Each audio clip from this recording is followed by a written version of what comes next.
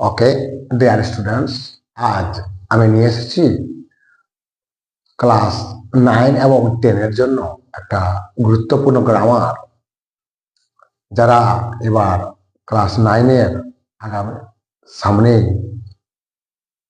9 এর অ্যানুয়াল পরীক্ষা দিতে যাচ্ছ, বা যারা এইমাত্র টেস্ট পরীক্ষা শেষ করেছ, আগামীতে মাধ্যমিক পরীক্ষা দিতে যাচ্ছ, তাদের জন্য একটা গুরুত্বপূর্ণ গ্রামার। এটা হচ্ছে ফ্রেজাল ভার্ব বা গ্রুপ ভার্ব। এখন কথা হচ্ছে এই ফ্রেজাল ভার্ব বা গ্রুপ ভার্ব কিভাবে খুব সহজে করা যায়। এই ফ্রেজাল ভার্ব এবং গ্রুপ ভার্ব করার কিছু নিয়ম কানুন আছে। সেই নিয়ম অনুযায়ী না করতে গেলে কিন্তু এখানে ফুল মার্কস পাওয়া যায় না বা নম্বর পাওয়া যায় না। কারণ তোমরা ফ্রেজাল ভার্বটা মুখস্থ করো ঠিক, কিন্তু তোমরা সবচেয়ে বড় যে ভুলটা করে আসো সেটা হচ্ছে যে তোমরা ভার্বের পরিবর্তনগুলো করতে পারো না। সেই ফ্রেজাল ভার্বটা কিভাবে উত্তরটা করা যায় সেটা আমি খুব সহজভাবে আজকে দেখাচ্ছি বেশ কয়েকটা এক্সাম্পলের মাধ্যমে।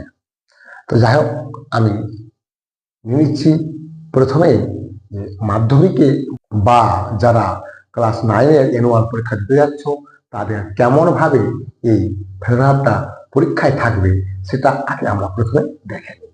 আগে আমরা সেই কোয়েশ্চেনটাকে ভালো করে দেখে নিই যে কোয়েশ্চেনটা কেমন ভাবে থাকবে, এবং তারপরে কিভাবে উত্তরগুলো করা যায় সেটা আমি সবিস্তারে ডিটেলসে খুব সুন্দর করে খুব সহজ সরল ভাবে টেন্স না জেনেও খুব ভালোভাবে কিভাবে এখানে 3-এ 3 পাওয়া যায় সেটা আমরা দেখব।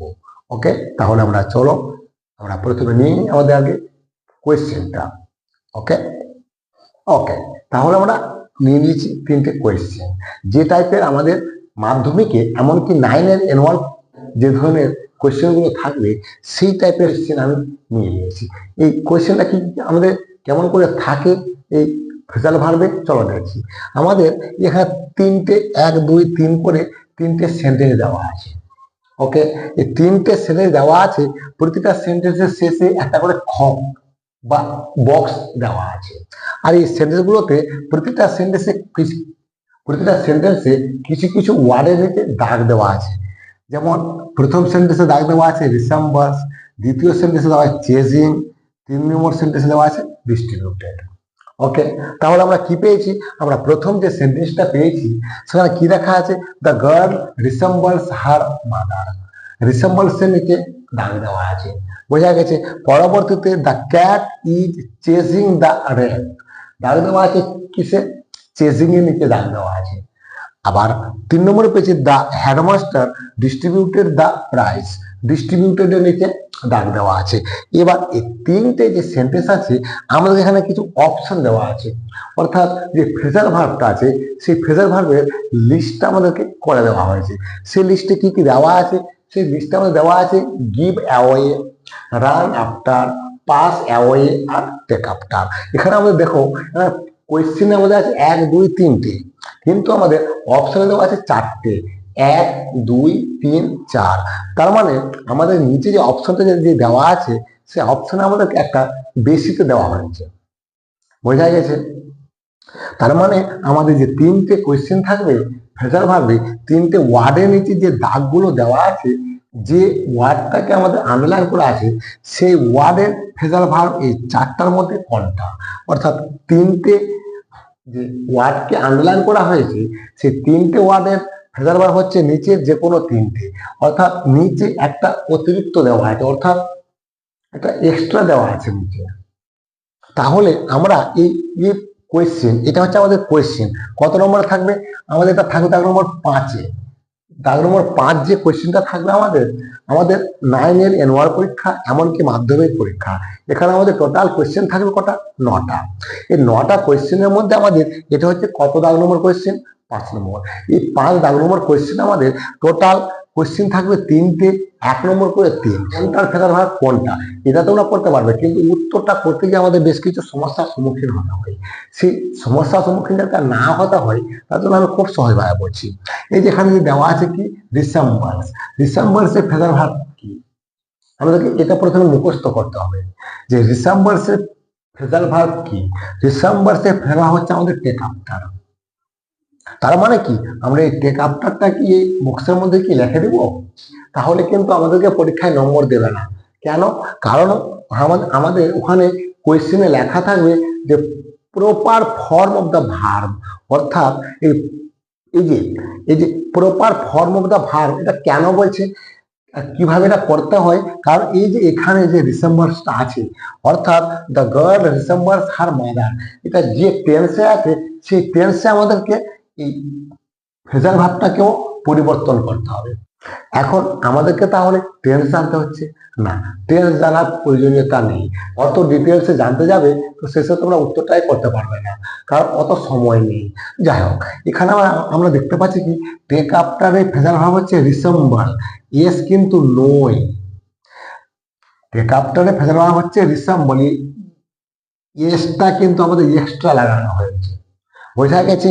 এই এসটা যখন রিসেম্বলের সঙ্গে লাগানো হয়েছে তখন আমরা কি করবো, যে টেক আফটার আছে এর সঙ্গে আমরা এসটা লাগিয়ে দেবো। তোমরা আবার কি করে আফটারের সঙ্গে লাগাচ্ছ না, আফটারের সঙ্গে কিন্তু লাগবে না। কার সঙ্গে লাগবে? যে ভার্ব যেটা যে টেকের সঙ্গে এই এসটা লাগিয়ে দিও। অর্থাৎ উত্তরটা আমাদের তাহলে হয়ে যাবে কি টেক্স আফটার। এটা আমাদের উত্তর হয়ে গেল। এইবার কিন্তু আমাদের উত্তরটা পারফেক্ট হলো। বোঝা গেছে কেন এখানে টেক ছিল? টেক্স কেন করলাম? এই যে রিসেম্বল, আমরা জানি কি টেক আফটারে ফেরানো হচ্ছে রিসেম্বল, এবার রিসেম্বলের সঙ্গে এস লাগানো হয়েছে, ওই জন্য আমরা টেক আফটারের সঙ্গেও এস লাগানো। মাথা রাখবে যা লাগাবো ভার্বের পরিবর্তন, কিন্তু আফটারের সঙ্গে নয়, টেকের সঙ্গে, অর্থাৎ ভার্বের সঙ্গে। এটা নিয়ে যদি একটু ডিটেলসে বলা যায় যে একে বলা হয় ফ্রেজাল ভার্ব। ফ্রেজাল ভার্ব কেন বলা হয়? এ শুধু ভার্ব, টেক হচ্ছে অ্যাকচুয়ালি ভার্ব, আর টেক আর আফটার দুটো মিলে যেহেতু একটা ভার্ব গঠন করছে, ওই জন্য ওকে বলা হয় ফ্রেজাল ভার্ব। ওকে, আচ্ছা, পরবর্তীতে কি আছে আমাদের চেজিং।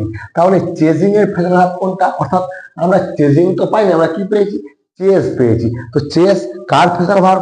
চেজ হচ্ছে রান আফটারের ফ্রেজাল ভার্ব। ওকে, চেজ হচ্ছে কার? রান আফটারের। এবার চেজের সঙ্গে কিন্তু আমাদের আইএনজি যোগ করা হয়েছে, চেজের সঙ্গে আমাদের আইএনজি যোগ করা হয়েছে, তার মানে রান আফটারের সঙ্গেও আমাদের আইএনজি লাগাতে হবে। তো রান আফটারিং কিন্তু নয়, আমি একটু আগে বললাম রান আফটারিং নয়, মানে রানিং আফটার। অর্থাৎ রানিং আফটার তাহলে আমাদের কি হবে? RUNN, running after. আচ্ছা, এবার আমি একটু বলি এখানে ডবল এন কেন হলো। এই কথাগুলো আমি এর আগেও কিছু ভিডিওতে বলেছিলাম যে ছিল তো RUN রান, ওর সঙ্গে আইএনজি। এই দেখো RUN ছিল, ওর সঙ্গে আইএনজি যোগ করতে গিয়ে ডবল এন কেন হলো, এটা আমি এর আগেও বলেছি, আবার বলে দিই। এই আমরা যে রানের সঙ্গে আইএনজি যোগ করছি, অর্থাৎ আমাদের সিস্টেম হচ্ছে, মানে গ্রামাটিক্যাল নিয়ম হচ্ছে, যদি কোনো ওয়ার্ডের সঙ্গে আইএনজি যোগ করতে হয়, সেই ওয়ার্ডের শেষে যদি কনসোনেন্ট থাকে আর তার আগে ভাওয়েল আর তার আগে যদি কনসোনেন্ট থাকে, তাহলে শেষের কনসোনেন্টটা ডবল হয়ে যায়। বোঝাতে পারলাম? আরেকবার বলি, আমরা যে ওয়ার্ডের সঙ্গে আইএনজি যোগ করব, সেই ওয়ার্ডের শেষে যদি কনসোনেন্ট থাকে, তার আগে ভাওয়েল আর তার আগে যদি কনসোনেন্ট থাকে, তাহলে শেষের কনসোনেন্টটা ডবল হয়ে যায়। দেখেছিল আমাদের ছিল রান, RUN ছিল, এন শেষে কনসোনেন্ট, তার আগে ভাওয়েল, তার আগে কনসোনেন্ট, ওই জন্য শেষের কনসোনেন্টটা ডবল হয়ে গেছে। বোঝা গেছে? তাহলে ঘরের মধ্যে আমাদের রানিং আফটার লিখে দিলেই হয়ে গেল। আচ্ছা, এখানে টোটাল অপশন ছিল চারটে, চলে গেছে আমাদের টেক আফটার আর রান আফটার। আর একটা যে ডিস্ট্রিবিউটার, এই ডিস্ট্রিবিউটার যে ফ্রেজাল ভার্ব, ডিস্ট্রিবিউটার যে ওয়ার্ডটা, এই ডিস্ট্রিবিউটারের যে ফ্রেজাল ভার্বটা কোনটা হবে? হয় গিভ অ্যাওয়ে বা পাস অ্যাওয়ে, দুটোর মধ্যে আমাদের একটা জানলেই হয়ে যাবে। আর যদি আমরা 40 বা 45 যদি আমরা মুখস্থ করে দিতে পারি, যেটা আমি তোমাদের হয়তো চেষ্টা করবো এই ভিডিওতে শেষের দিকে খাতা ছবি টবি তুলে কোনোভাবে দিয়ে দেওয়ার, সেটা তোমরা দেখতে পাবে যে এই ডিস্ট্রিবিউটের কার ফ্রেজাল ভার্ব? ডিস্ট্রিবিউট হচ্ছে গিভ অ্যাওয়ে এর ফ্রেজাল ভার্ব।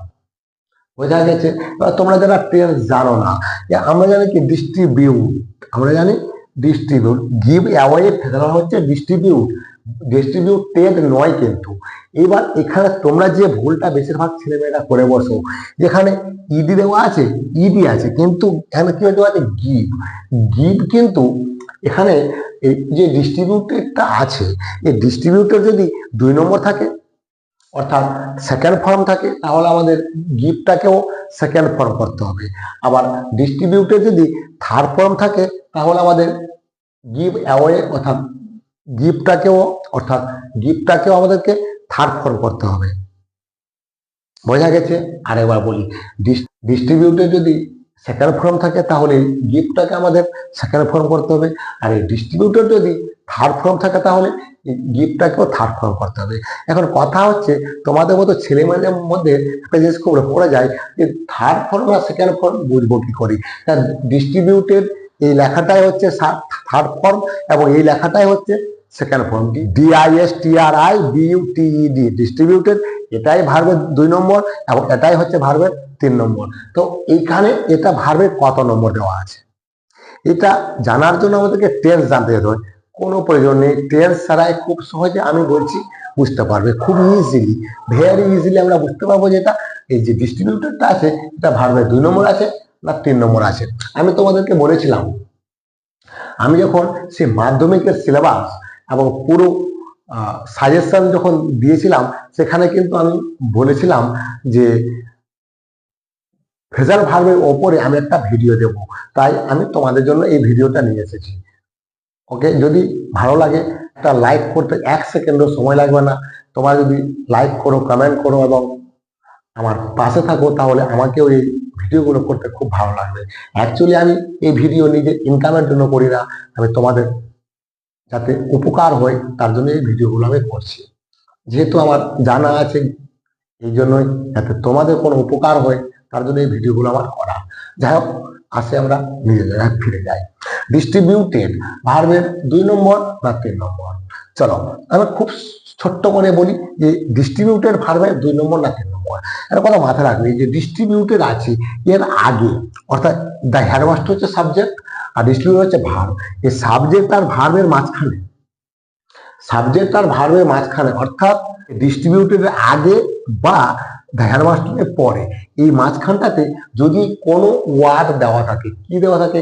কোনো অক্সিলারি ভার্ব, যেমন am is are, was were, have has, had, যদি কোনো অক্সিলারি ভার্ব দেওয়া থাকে, তখন আমরা এই ভার্বটাকে ধরে নেব ভার্বের 3 নম্বর। বোঝা গেছে? আবার বলি, এই ডিস্ট্রিবিউটেডের আগে যদি এখানে কেউ দেওয়া থাকে, am is are, was were, have has, had, যদি কেউ দেওয়া থাকে, তাহলে এই ডিস্ট্রিবিউটেডটা হয়ে যাবে ভার্বের 3 নম্বর। অর্থাৎ আর যদি কেউ দেওয়া না থাকে, তাহলে ডিস্ট্রিবিউটেডটা হয়ে যাবে ভার্বের 2 নম্বর। বোঝা গেছে? আর একবার বলি, এই ডিস্ট্রিবিউটেডের আগে বা হেডমাস্টারের পরে, এই হেডমাস্টার এবং ডিস্ট্রিবিউটেড এদের মাঝখানে যদি কেউ দেওয়া থাকে, কি am is are, was were, have has, had আরো আছে, এসব যদি দেওয়া থাকে, তাহলে এই ডিস্ট্রিবিউটেড হচ্ছে ভার্বের 3 নম্বর। আর যদি কেউ দেওয়া না থাকে, তাহলে হচ্ছে ভার্বের 2 নম্বর। এখানে তোমরা লক্ষ্য করে দেখো যে ডিস্ট্রিবিউটেড আগে কিন্তু কেউ নেই, তাহলে ডিস্ট্রিবিউটেডটা হচ্ছে কত? ভার্বের 2 নম্বর। এবার ডিস্ট্রিবিউটেড যখন ভার্বের 2 নম্বর, তখন আমরা এই গিভ অ্যাওয়েটাকেও আমরা ভার্বের 2 নম্বর করবো, অর্থাৎ গিভটাকে ভার্বের 2 নম্বর করবো। গিভের 2 নম্বর কি? গিভের 2 নম্বর হচ্ছে গ্যাপ, GAV, গ্যাপ অ্যাওয়ে। বোঝা গেছে? এবার সাপোজ আমি এটারই এক্সাম্পল দিয়ে একটা ছোট্ট করে একটা এক্সাম্পল করে বুঝিয়ে দিই। এখানে যদি লেখা থাকতো যে দি হেডমাস্টার হ্যাজ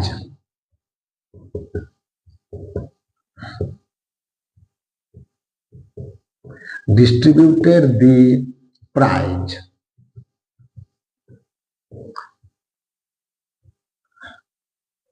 ডিস্ট্রিবিউটেড এর নিচে দাগ। এবারে এই ডিস্ট্রিবিউটেডকে আন্ডারলাইন করা আছে, বা ডিস্ট্রিবিউটেড আগে কি কেউ দেওয়া আছে? আছে। কি দেওয়া আছে? হ্যাজ দেওয়া আছে। তখন এই ডিস্ট্রিবিউটেডটার ভার্বের 2 নম্বর না হয়ে গেল ভার্বের 3 নম্বর।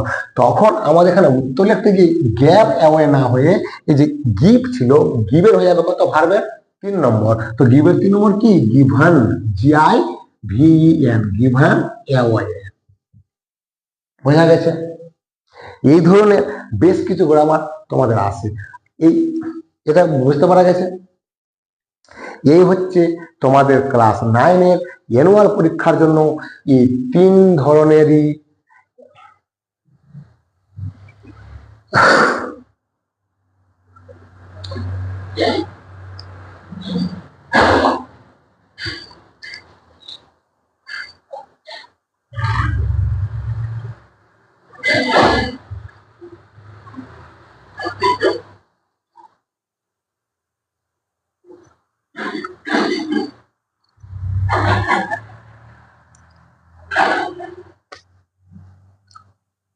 এই হচ্ছে তোমাদের মাধ্যমিকের জন্য এবং ক্লাস 9-এর অ্যানুয়াল পরীক্ষার জন্য এই 3টে ফেজাল ভার্ব থাকবে।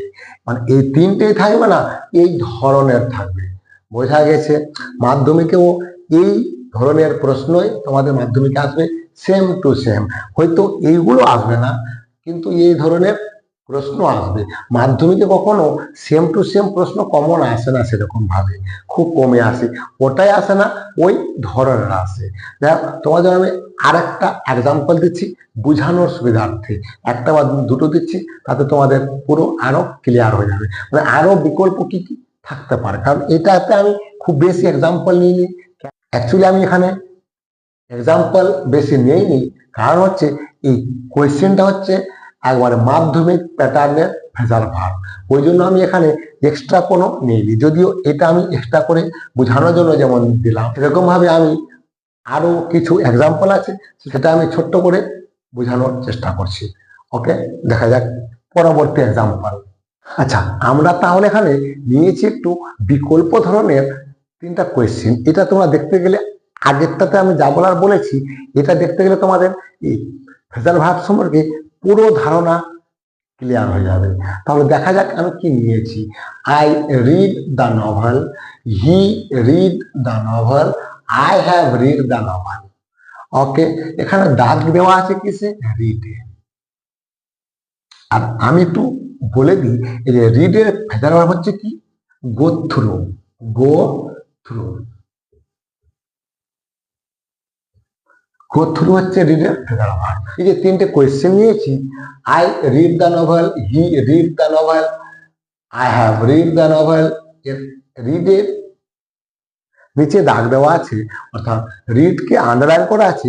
এই রিডের ভেতরে হচ্ছে গো থ্রু। এই গো থ্রু যে বসেছে, এখানে কোনটা টেন্স অনুযায়ী কিভাবে তাহলে আমরা পরিবর্তন করব। একটা কথা মাথায় রাখবে, এই রিড কিন্তু বেশ কয়েকবার মাধ্যমিকে, এমনকি 9-এর অ্যানুয়াল পরীক্ষাতেও বারে বারে এসেছে, মাধ্যমিকে বেশ কয়েকবার এসেছে। তাহলে আমরা আজকে দেখে নিই যে কি করে এই রিডের কোনটাতে কোনটা হয়। আমি একটু আগে যে কথাটা বললাম, এই যেখানে হ্যাভ দেওয়া আছে, কি দেওয়া আছে? হ্যাভ। তার মানে রিড যদি ভার্বে 1 বা 2 বা 3 হয়, তো রিড যখন দেওয়া হয় তার আগে যখন হ্যাভ দেওয়াই আছে, তাহলে এটা রিড কত নম্বর?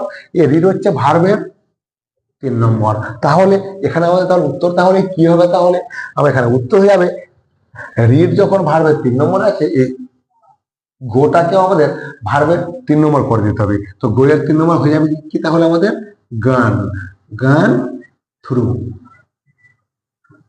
ওকে, রিড যে ভার্বের 3 নম্বর আমরা কি করে বুঝলাম? এই যে রিডের আগে হ্যাভ দেওয়া আছে, ওই জন্য আমরা বুঝতে পারলাম কি রিড হচ্ছে ভার্বের 3 নম্বর। ওই জন্য আমরা কি করলাম? এই গোটাকে V3 অর্থাৎ পাস্ট পার্টিসিপল ফর্ম করে দিলাম, অর্থাৎ ভার্বের 3 নম্বর করে দিলাম। ওই জন্য হয়ে গেল গান থ্রু। এবার আছে আমরা 2 নম্বরে, এই যে রিড, এই রিড ভার্বের কত নম্বর? এখানেও কিন্তু READ লেখা আছে, যদি এটা উচ্চারণ একটু আলাদা হয়। এই যে রিড দেওয়া আছে, এই রিড ভার্বের কত নম্বর? 1 না 2 না 3? অর্থাৎ ভার্বের 1 নম্বর আছে, মানে প্রেজেন্ট ফর্মে আছে, না পাস্ট ফর্মে আছে, না পাস্ট পার্টিসিপল ফর্মে আছে, অর্থাৎ V3-তে আছে। আমরা কি করে বুঝবো সেটা বোঝার জন্য আমাদের খুব সহজ সরল বুদ্ধি। একটু আমি একটা কথা বলি। আমরা জানি এখানে যেহেতু হি আছে সাবজেক্ট, আর হি হচ্ছে থার্ড পারসন সিঙ্গুলার। এই থার্ড পারসন সিঙ্গুলার নাম্বার আবার কি, অত কিছু জানার প্রয়োজনীয়তা নেই। ছোট্ট করে একটা কথা মাথায় রাখবে, সাবজেক্ট যদি আমি তুমি ছাড়া একজন থাকে, মনে থাকবে, আবার বলি, সাবজেক্ট যদি আমি তুমি ছাড়া একজন থাকে, আর ভার্বের যদি 1 নম্বর দিতে হয়, অর্থাৎ প্রেজেন্ট ফর্ম করতে হয়, তাহলে ভার্বের সঙ্গে এস বাই এস যোগ হয়। বোঝাতে পারলাম?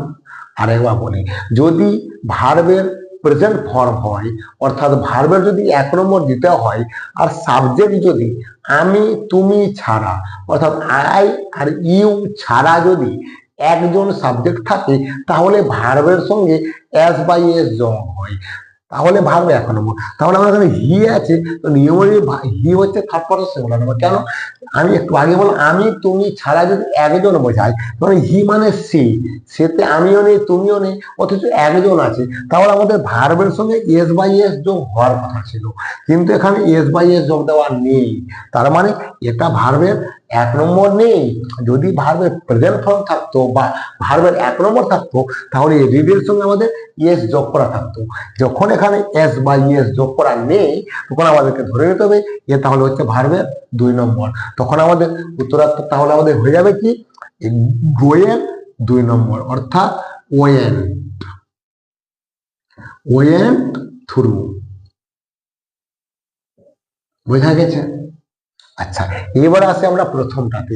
এখানে যে আমরা জানলাম আমি তুমি ছাড়া ভার্বের যদি 1 নম্বর থাকে, আমি তুমি ছাড়া যদি অন্য কেউ থাকে, আর যদি একজন থাকে তো ভার্বের সঙ্গে এস বা এ যোগ হয়। এখানে কিন্তু আমি দেওয়া আছে আই, তো আই এর পাশে ভার্ব 1 নম্বরও হয় 2 নম্বরও হয়। তাহলে আমরা এই রিডটাকে ভার্বে কত নম্বর ধরবো? এই যে রিড আছে আই রিড দ্য নোভেল, এই যে রিড, এটা যদি আমাদের পরীক্ষায় ফ্রেজার ভার্ব হিসেবে থাকে তাহলে আমরা রিডকে ভার্বের 1 নম্বর ধরবো অর্থাৎ প্রেজেন্ট ফর্ম ধরবো না পাস্ট ফর্ম ধরবো? যদি আমরা মনে মনে একে প্রেজেন্ট ফর্ম ধরি তাহলে আমাদের উত্তর হবে গো থ্রু। যদি আমরা একে পাস্ট ফর্ম ধরি তাহলে আমাদের এর উত্তর হবে ওয়েন্ট থ্রু। বোঝা গেছে? তাহলে এর উত্তরটা হচ্ছে আমাদের দুটোই হবে। কেন? আয়ের পাশে রিড ভার্বে 1 নম্বর হতে পারে 2 নম্বর হতে পারে। আমরা যদি এখানে উত্তরটা গো থ্রু করি তবুও ঠিক, আবার যদি আমরা উত্তরটা ওয়েন্ট থ্রু করি তবুও ঠিক। বোঝা গেছে? বুঝতে না পারলে আমি আমার মতো করে বলার চেষ্টা করলাম। সরাসরি ফেস টু ফেস থাকলে অন্যরকম হতো, আমি আমার মতো করে বলার চেষ্টা করলাম। যদি ভালো লাগে অবশ্যই লাইক করবে, কমেন্ট করবে এবং বন্ধুদের কাছে পৌঁছে দেওয়ার জন্য শেয়ার করবে। আমার লক্ষ্য হচ্ছে তোমাদের ভালো রেজাল্ট করানো। যাই হোক, তোমাদের জন্য আমি একটা কোয়েশ্চেন দিচ্ছি, সেই কোয়েশ্চেনের উত্তরটা তোমরা অবশ্যই কমেন্টে করে জানাবে। চলো দেওয়া যাক।